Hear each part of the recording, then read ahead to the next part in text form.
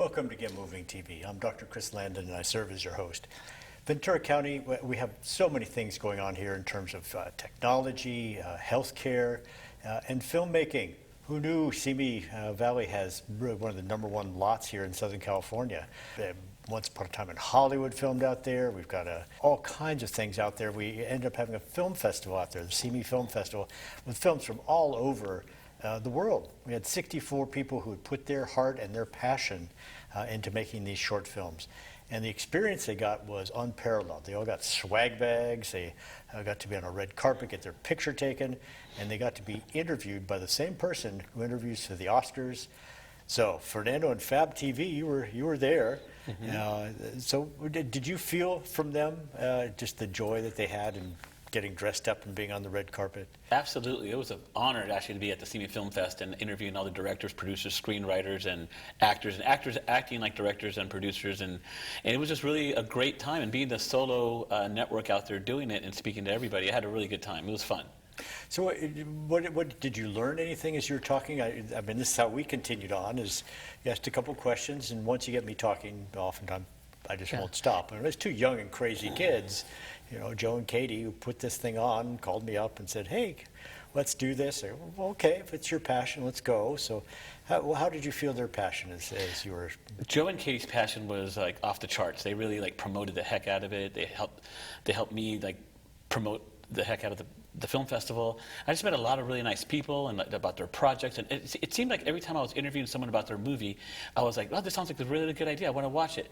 And then it happened over again, hey, that sounds like a really good movie, I want to watch that. Every single one person I talked to, I want to see their film, including yours. Yes, well that was nice. I mainly help people. If I can spend $750 on a camera and lights for a weekend and get them a set, then we can talk about what we have, Good Vibrations with Peter Fox. We're having dinner and said, hey, you got anything going on? Oh, I've had this script from college, and so we were able to film it. We were able to use the Camp Arnaz out there, just keep it nice and local. We got a young poem from the Ojai theater company there, and passed over somebody who'd been on Star Trek, but it came across as really how Peter feels about good vibrations, the end of life, and all those things. And we were able to capture it for really kind of a very small budget. Steve Neal, who we've had on the show before, he's had gray aliens come through the walls and talk to him, and so that experience has changed his life. But he missed his father, and who died at a young age, and we're able to help him through that experience too. Well, where else have you, besides, of course, the world-famous Simi Film Festival, where else do you do red carpet events? Well, like you were mentioning, I've been at the Oscars, the Grammys, the American Music Awards, MTV Awards, you name it. Pretty much every red carpet you can think of, from Disney carpet to Sony to just name it all. I have one tonight. After this is where I go and talk to Eric Roberts and John Schneider tonight. So it's every single night. Right now there's a strike going on for the actors, right? So not everybody comes out or is allowed to come out. But I pretty much don't want to sound like a smart aleck, but I kind of go on red carpets almost every night. Every night we're talking to somebody. So we have A-listers and B-listers, and then people like me you get to meet. So how are the A-listers? The A-listers come in a big variety. Sometimes the more famous they are, like your Tom Hanks and Brad Pitts, they're just the nicest people in the world, and they're just over their fame, and they really articulate really nice answers, and they don't want to, like George Clooney will sit there and, is that enough? And they're like, wow, okay, yeah, that's all I needed. And then the new fame are probably the worst, because they think they're better than what they are, and then next thing you know, they're not popular anymore. So it's kind of and here's the other thing. Sometimes a C actor can sometimes become the A list, right? Mm-hmm. I interviewed Olivia Rodrigo on Pirates of the Caribbean. Next thing you know, she sang a Fab TV song. A year and a half later, she was really famous. So it was like, I consider us the lucky charm of talent that comes through us, yes, including you. Okay. Well, I've been touched by Fernando. So, well, we talked earlier just about some of your experiences. How did you end up getting into this whole business of red carpet? There must be a yellow brick road that runs quite a ways. Sure. So I went to Otis Parsons for fashion design, which I was not that good at, and one of my teachers made me proved to her that I'm a photographer, not a fashion designer. And she switched my career, and immediately I actually invented a photography process that I forgot to mention. And that process that I invented got me in all these magazines, and I got all these phone calls to photograph. Danny DeVito was one of my first ones on the beach, and my career just took off. I couldn't even finish school. I couldn't, because I was that busy. But school does not teach you how to invoice. I didn't know how to invoice clients. I forgot to invoice clients. I just thought it was so fun. I forgot to bill people. It was just so fun. So I photographed pretty much everybody you can think of. And then my career kind of came to a halt, and I was doing stunts at the same time, keeping me alive, from stunt rollerblade to skydive to falling for people, commercials and movies. And but my career kind of stopped, and a publicist mentioned to me, why don't you do red carpets? And I thought it was a dumb idea. And it transitioned that into actually going to interviews, and one thing led to another, and I'm on a red carpet you don't understand how many red carpets there are in one night. Even tonight, there's 3 tonight. I got one tomorrow at Magic Mountain. Like it's more than you imagined of how these things. Well, because we are in Hollywood, right? You got your Netflix, so you got all these different studios. You got Hulu, you got Amazon. Apple's even making movies, right? A lot of movies. There's a DiCaprio movie coming out right now, Killers of the Moon. So it's just a lot going on in Hollywood, and then TV shows like this every single moment, every single day. Well, there are lots of different channels. I mean, everybody wants to be Taylor Sheridan and have Netflix series and the like. So with all the different TV channels out there, and I don't know how many millions there are, how has their business model been? Because again, if you're going to invoice them, then they're going to need to pay somebody. I know everybody has Netflix dreams, and turns out Netflix really doesn't pay all that much until you watch more than 2 minutes of the movie, and then. Well, every deal is different, actually. So every single deal can be different, from taking a film to Tubi to taking it to Netflix. So sometimes taking a deal to a smaller network can be better because you get more money out of them. It goes by amount of times that people see it. Amazon does the same thing. They give you like 6 cents per every second that's watched. So then that can add up. So it just depends on which network you cut a deal with. So right now everyone's going towards Tubi because they want the content to give you a better deal. So do you use an agent then, or you could use an agent? You could go yourself. I'm not going to say that Tubi's the best deal, but sometimes Netflix will give you $10 million just to the ownership rights of it. So I'm thinking more of the younger filmmakers, or someone starting out or trying to get something just out because there's a shortage of films because of the strikes going on. There's going to be a big shortage, so they're trying to get stuff in and not be stagnant. Well, and then the Oscars. I mean, it's a funny thing. I think the rules are changing next year, where you rent a movie theater in New York or LA or probably a couple other markets for a week, and make sure that you get your film reviewed and do a little sentence or two in the LA Times or the New York Times, and then suddenly you're an Oscar nominated, and there are people who kind of take advantage of that. So how is it in LA? I see what you're saying, the loophole of being an internet studio kind of thing to qualify it to be an Oscar movie. It has to be shown in at least a minimum of 100 theaters, I think, something like that. Right. Not just one theater. Oh. You got to have to be, I think it's 100 theaters at least to qualify for the Oscars, to be in something like that. Don't quote me, but something like that.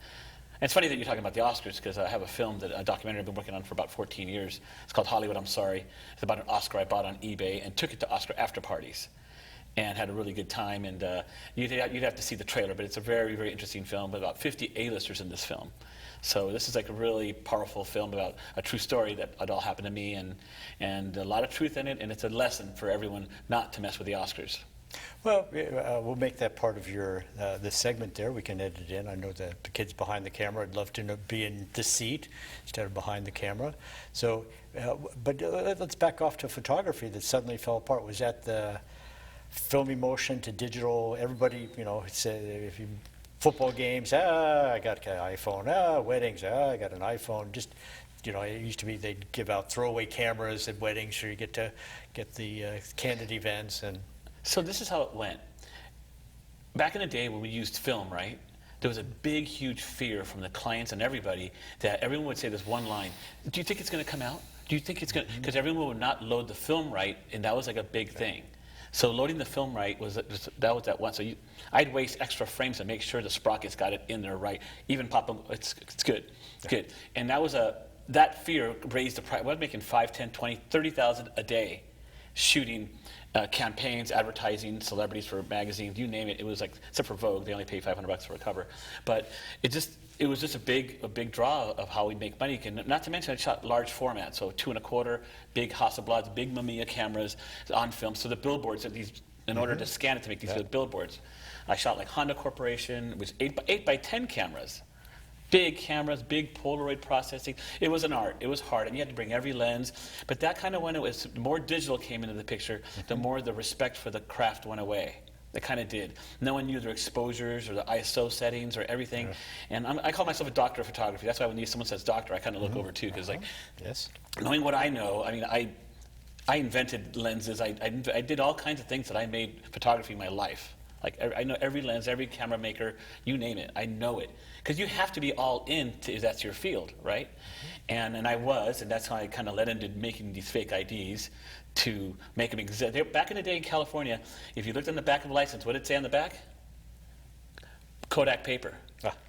So I would print 1-hour photos. I'd print them on Kodak paper and cut them and they were perfect. I even handed a police officer a fake one day. He didn't think anything of it. That's how good they were. They were good. So that's how that got me into photography, and I really pushed it. And not to mention, you had to process your own film. You had to make your own prints and enlarge it. It's just so much hard work. And nowadays, you literally on your iPhone and go to CVS, print it's done, or people don't even print their pictures. They get stuck on the phone. Yeah, and now Google AI is blurring the background and all those things. I have a friend, David Palmer, who was in Steely Dan. He's a singer, and then he got kicked out, and now he does this romantic photography, and he's got the Photoshop program down to where it does just certain things to the colors, the lights, brings out certain things in the face, and of course it's his subjects that are interesting. So are you doing digital still photography? Well, I did transition into digital in a big way. I also shot NFL sports, Major League Baseball, hockey. I shot like everything. Back in the day, you did have to shoot everything. I shot aerial photography, action cars. So that you had to be a good master of all these things because the ad agencies gave you all these jobs. I always like lies. So Fernando, you ever shot out of a helicopter? Yes, I have. I just bring a lot of film with me and shot like crazy and made myself learn to do that. So things like that.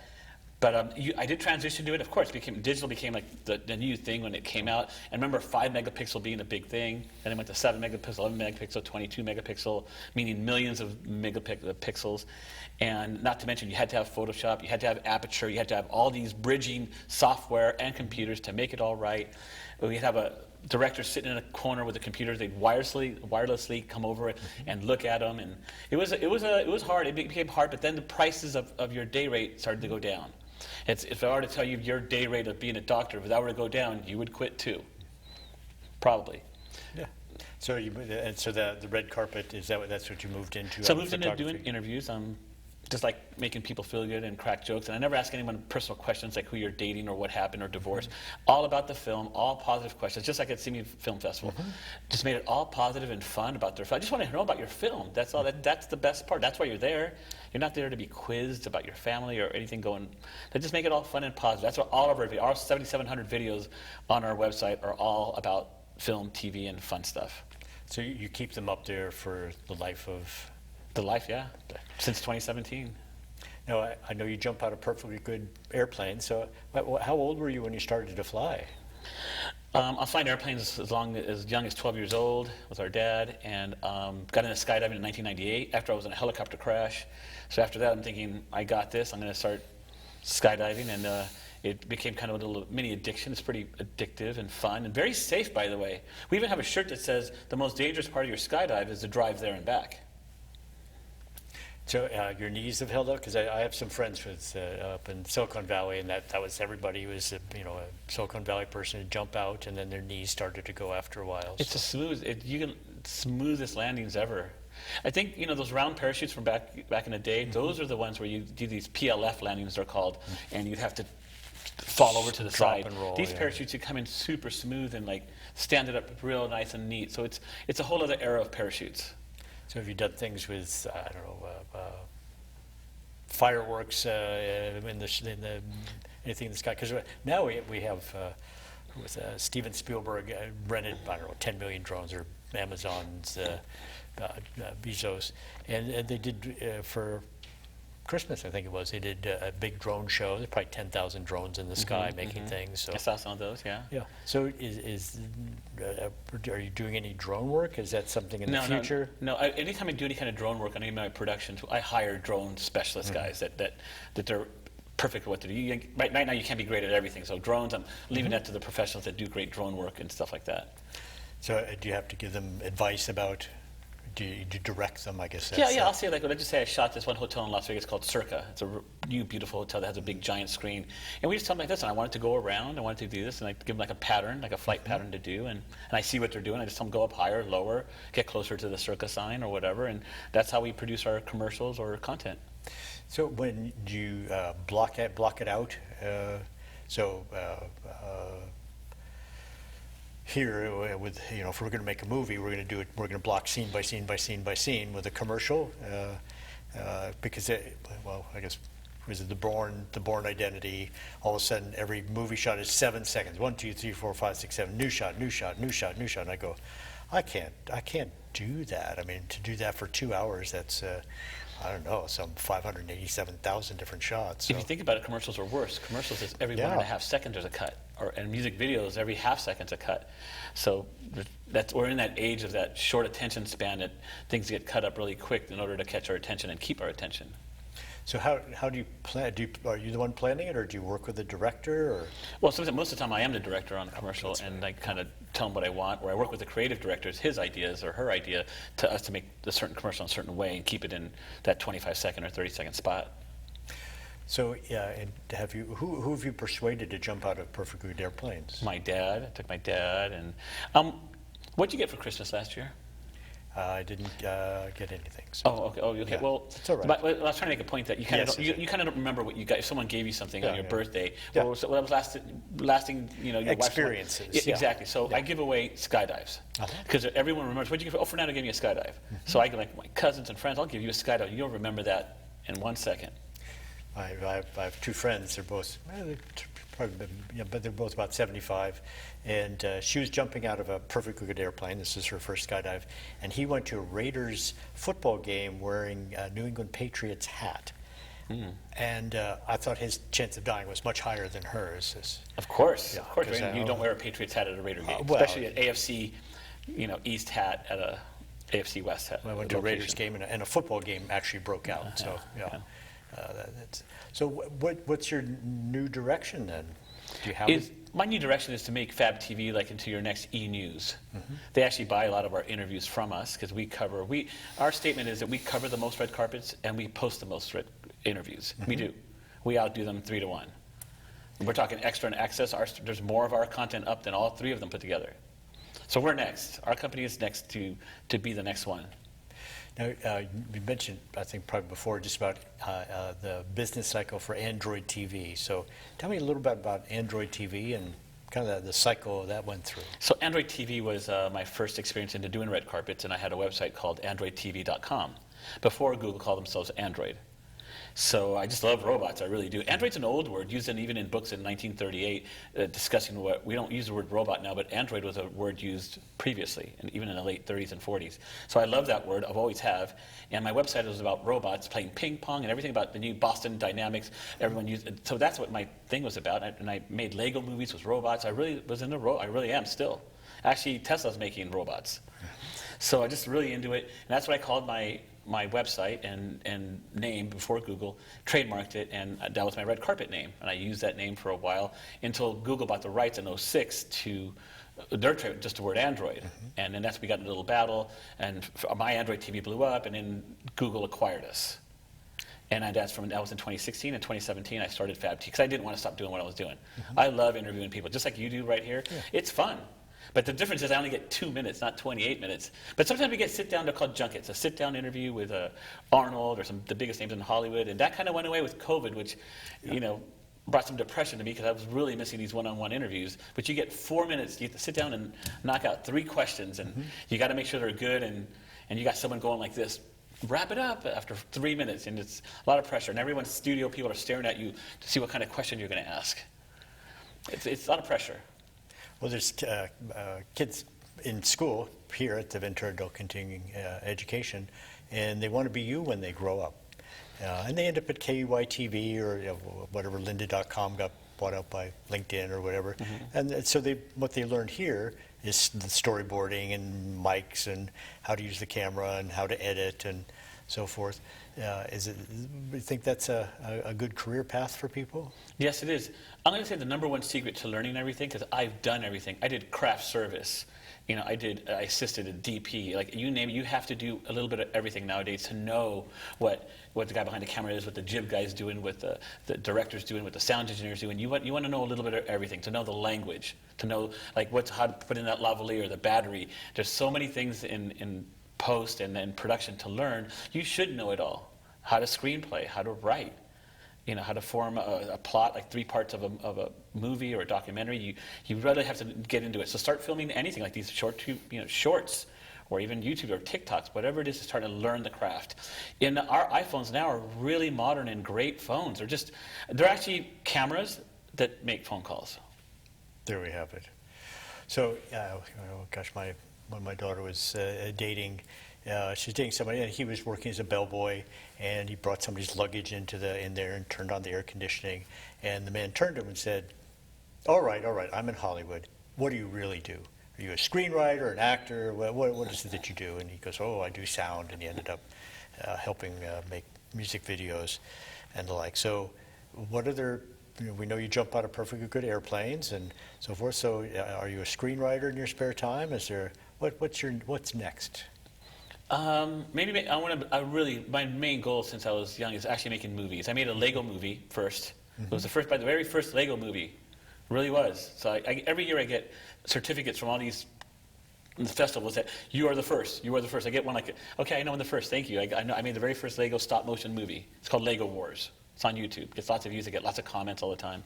And I just gotta finish these films that I have started. So that's the biggest thing about anything, is finishing. Yes, well that is. And so for financing for these things, you've been at this one for 12 years. 14 years. 14 years, but who's counting?